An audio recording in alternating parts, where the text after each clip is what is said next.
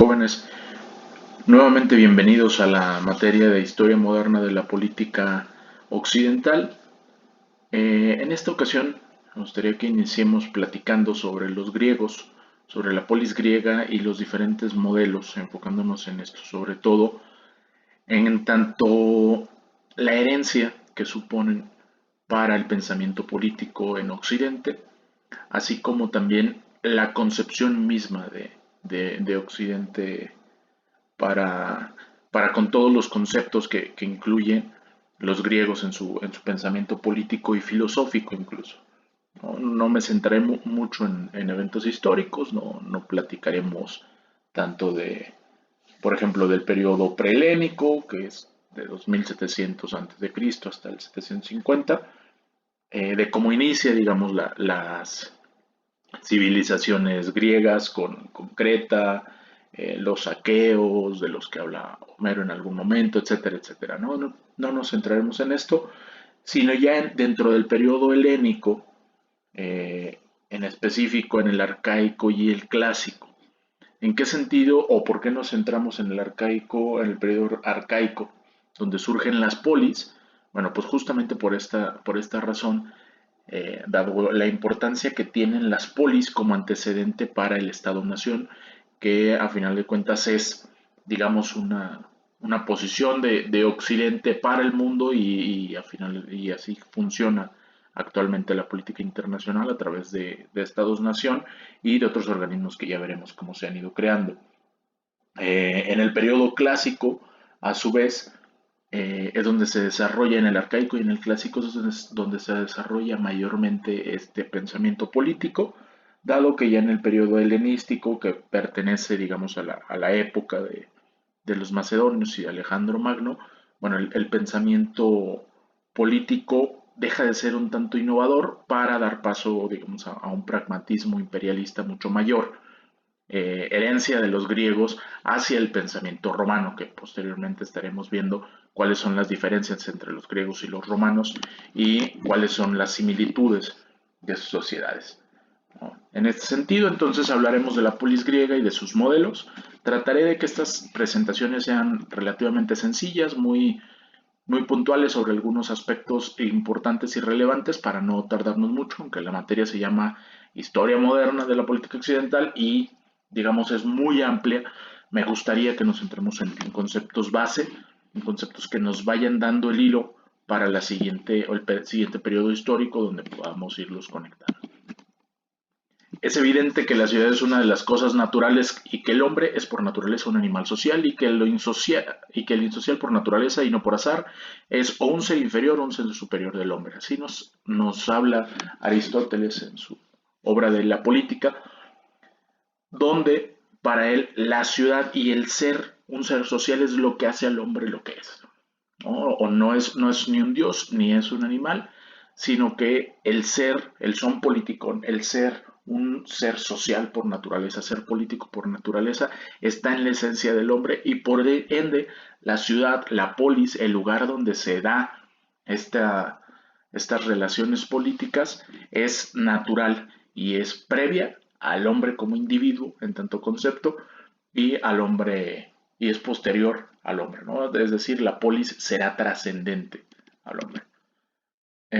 Las ciudades por naturaleza ya es anterior al individuo, lo que ya les comentaba. La justicia es un valor cívico, pues la justicia es el orden de la comunidad civil y la virtud de la justicia es el discernimiento de lo justo. Si identifican aquí filosóficamente, están hablando los griegos o los griegos constantemente hablan de la virtud y de la virtud como un objetivo a alcanzar. En este sentido, el valor de la justicia también es un valor cívico en tanto en lo colectivo, pero es una virtud deseable en tanto en lo individual. Entonces, el tema de la justicia para los griegos siempre va a ser una discusión constante. Esto continúa hasta nuestros tiempos, hasta la época contemporánea, cuando hablamos de temas de desigualdad, cuando hablamos de impartición de justicia, cuando hablamos de impunidad, de corrupción, etcétera, seguimos hablando de la concepción de justicia. Por eso es tan importante para nosotros este concepto de justicia, introducido desde el inicio por los griegos. Las polis designan tanto el centro urbano como una comunidad política. Es decir, además del sitio específico, también se está designando a esta comunidad con cierta identidad, con ciertas características. Como les decía, en el periodo prehelénico, bueno, los cretenses, los aqueos, y después con las invasiones de los dorios, jonios y eolios, que son los que dan origen a los espartanos. Eh, con este surgimiento de las primeras civilizaciones, imaginemos eso, ¿no? Llegan y se establecen en algún lugar, se empiezan a crear redes de campesinos, porque lo principal es la principal actividad es la agricultura.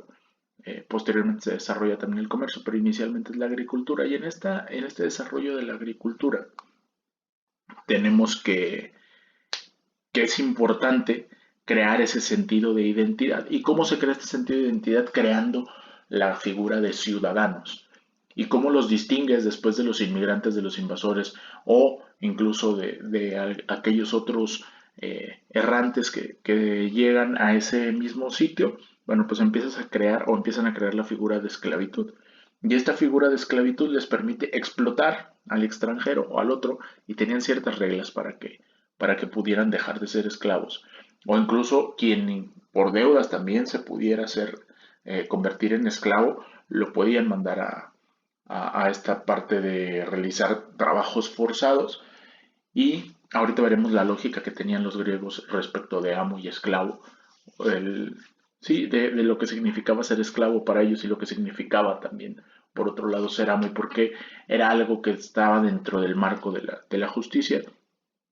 Este modelo de esclavitud, y donde empiezan a esclavizar a aquellos que emigraban, desde entonces había un trato importante o más que importante, bastante denigrante para los inmigrantes, y esto es lo que empieza a crear, el que haya esclavos, haya ciudadanos, empieza a crear la diferenciación de esta comunidad y le empieza a generar una identidad.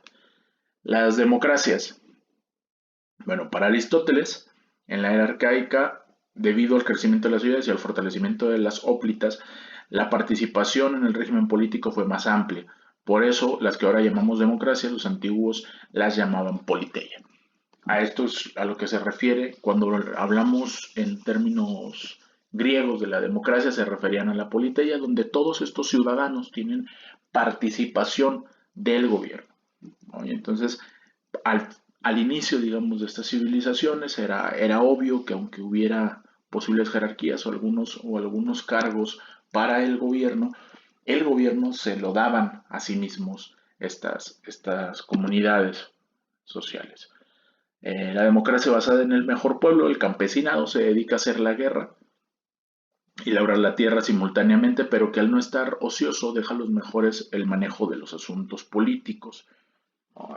Es importante entender, bueno, también dentro de estas comunidades o estas polis griegas, la diferencia entre los atenienses y los espartanos. Los espartanos se dedicaban prácticamente, los ciudadanos y sobre todo la clase aristocrática se dedicaba sobre todo a la guerra. El resto de los ciudadanos prácticamente se dedicaban al campo, pero a través de los esclavos era como obtenían el tiempo libre. Los atenienses eran un poco menos dotados para la guerra y menos disciplinados en este sentido. Sin embargo, también tenían, digamos, una fuerte cantidad de los ciudadanos de esclavos, que eran los que les permitían tener esa suficiencia alimentaria para toda la comunidad o toda la polis, y a su vez ellos poder tener el tiempo para hacer toda esta reflexión y demás. Ya veremos las diferencias, pues, entre los griegos y los romanos. Los griegos en específico eran culturas que se desarrollaron mucho, sobre todo en este periodo clásico y arcaico, sobre todo en el arcaico, respecto de sí, aspectos culturales, aspectos políticos, filosóficos, de reflexión, porque tenían esa particularidad de tener tiempo, ¿no? De tener el tiempo libre. Después les platicaré un poquito esta reflexión respecto de el poder y el tiempo, y de cómo el tiempo a su vez es lo que nos dirá el tiempo libre o el tiempo ocupado o el tiempo de espera, nos dirá en qué lado está el poder, ¿no? Y toda una, toda una serie de aspectos que nos hacen pensar que el poder está en tener tiempo. Se asocia con esta forma intermedia entre la oligarquía y la democracia que Aristóteles llama directamente politeia, porque para Aristóteles la democracia era una desviación de un buen gobierno del pueblo. Para él la democracia, como tal, ese concepto, era la desviación de la politeia. La actividad política desarrollada en las polis, bueno, la intervención de los miembros reconocidos de una polis en el funcionamiento institucional y la concreción de la propiedad de la tierra de los ciudadanos en el ámbito rural son asuntos abordados por Aristóteles de una manera sugerente. ¿A qué nos referimos aquí? Bueno, lo que ya les decía, los miembros reconocidos de la polis son los que van a dar este funcionamiento a las instituciones. Obviamente hay periodos dentro de los... Y hay diferentes regímenes dentro de las polis griegas. No nada más existía la politeia o las democracias como una derivación de esta.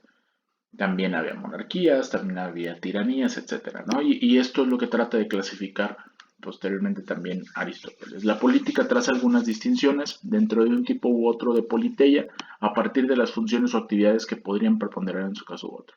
Más que pensar en una democratización paulatina de la sociedad griega durante la era arcaica, habría que pensar en una temprana inclusión del pueblo junto con la élite en el gobierno y el ejército.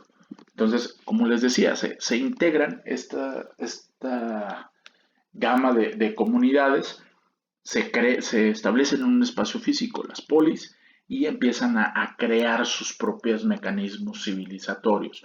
Todavía es una civilización, valga el término, con el periodo arcaica, todavía es muy simple, y en esta simplicidad tampoco se piensa en el gran imperio griego, ni se piensa en expansiones, mucho menos, sino en la subsistencia a través de la esclavitud en términos alimentarios. La teoría de la esclavitud, justamente hablando de este tema, bueno, nos habla Aristóteles que el que siendo hombre no se pertenece por naturaleza a sí mismo, sino a otro, ese es por naturaleza esclavo. Y es hombre de otro el que siendo hombre es una posesión. Y la posesión es un instrumento activo y distinto. Es decir, para ellos el esclavo no era un hombre, era una posesión.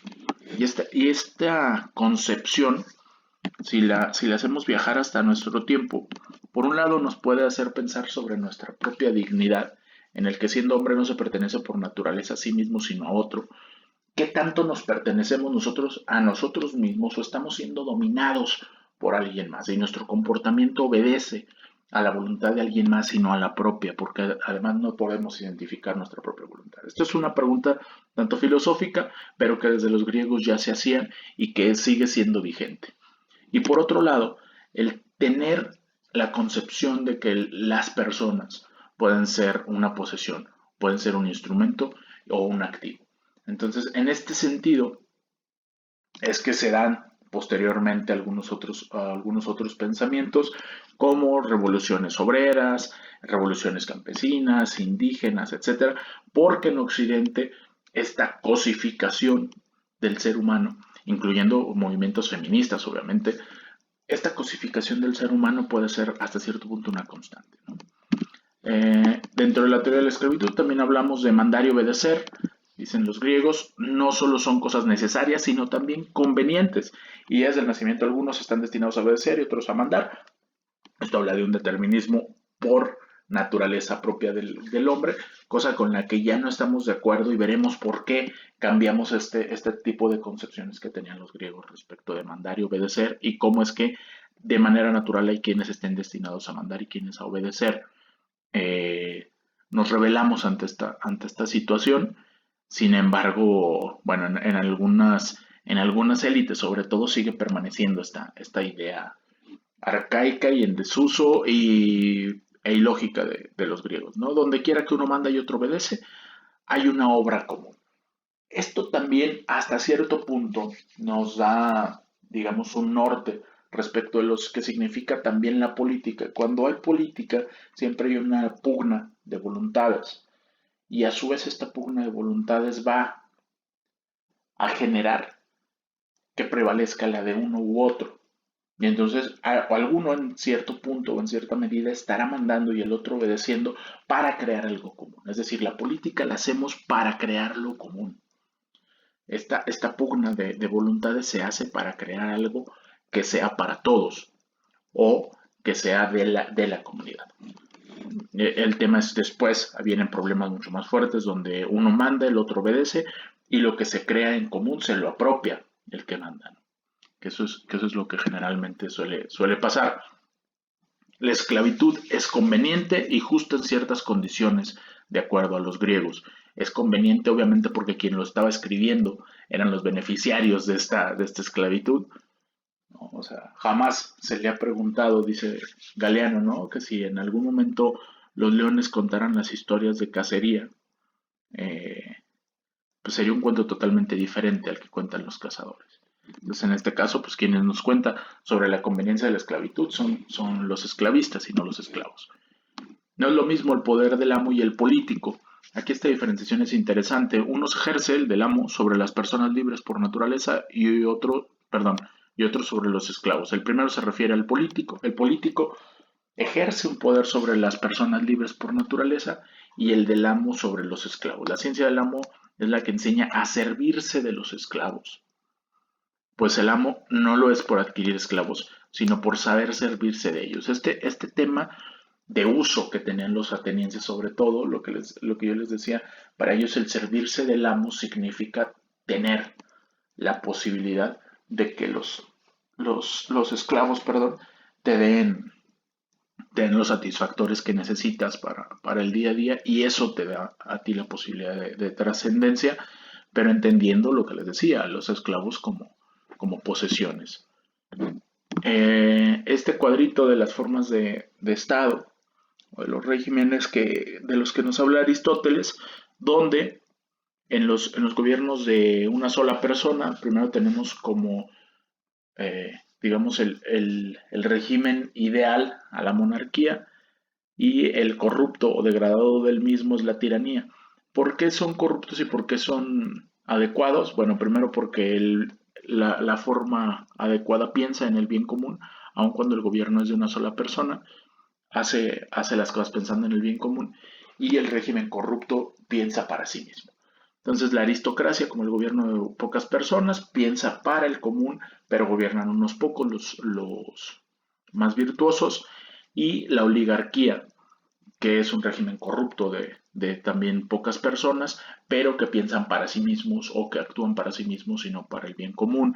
La república o la república, donde gobiernan muchas personas para la generalidad o para el bien común, y la democracia, así era como la veía, y la república es lo que podemos identificar como la politeia, que es a final de cuentas lo que se identifica más con el concepto moderno que tenemos de democracia, donde el gobierno del pueblo es para la comunidad. Y en la democracia era el gobierno del pueblo para sí mismo y no para todos, ¿no? Para quienes estaban gobernando. La clasificación tripartita durante los siglos 8 y 7. Podemos hablar de las oligarquías cerradas cuando los nobles tuvieron éxito, democracias más abiertas cuando el que tuvo éxito fue el pueblo, y después la conservación de gobiernos tradicionales con su equilibrio entre aristócratas y plebeyos. Las clases sociales en la polis, Aristóteles introdujo todo el problema de las dos clases principales, los pocos ricos y los muchos pobres y los regímenes políticos correspondientes, y esto aún todavía hablando de ciudadanos. Los campesinos no solo son una parte de la ciudad, sino también una clase o fracción dentro de los muchos y pobres que constituyen el pueblo. Esta dicotomía de pocos ricos y muchos pobres se vive desde los griegos y ya se había reflexionado sobre las implicaciones que puede tener. Aristóteles reconocerá que esta situación es compatible con formas de tiranía y oligarquía, siempre y cuando se les permita a los aldeanos trabajar y no se les quite nada. Es decir, mientras no se les quite nada, todavía va a subsistir una tiranía y oligarquía donde haya pocos ricos y muchos pobres. El pueblo prestaría su consentimiento tanto en el caso de poder elegir autoridades y hacerles rendir cuentas como en el caso de participar en la elección de los cargos, en tanto que se les reconozca a los muchos la capacidad de deliberar. Es decir, mientras a estos muchos aún se les reconozca la posibilidad de participar, van a continuar o van a seguir eh, teniendo cierta estabilidad ese régimen político. Esto es lo que nos dice Aristóteles. Y bueno, dentro de esta presentación. Esta es la bibliografía que utilicé. Voy a estarles haciendo estas pequeñas presentaciones muy sucintas. Estas presentaciones las tendrán en la plataforma. Cualquier pregunta, cualquier cuestionamiento, cualquier reflexión al respecto, además de las preguntas que ya les estaremos haciendo o que les estaré subiendo a la plataforma, me interesa que sí estemos en constante contacto, que me digan algunas de las inquietudes que puedan tener respecto de los temas y los vamos platicando constantemente de manera sincrónica, ya sea en la plataforma, a través de los foros o a través del propio chat en WhatsApp para ir haciendo ahí también algunos audios, para ir haciéndoles material audiovisual, además de las presentaciones donde yo les esté explicando en algún pintarrón, etcétera, ¿no? Me interesa que estemos en constante contacto y que estemos intercambiando puntos de vista respecto de estos periodos, así como también que lean las lecturas obligatorias y aunque ya no estén obligados a hacer un reporte de lectura. Muchas gracias, jóvenes. Nos vemos en la siguiente. Hasta luego.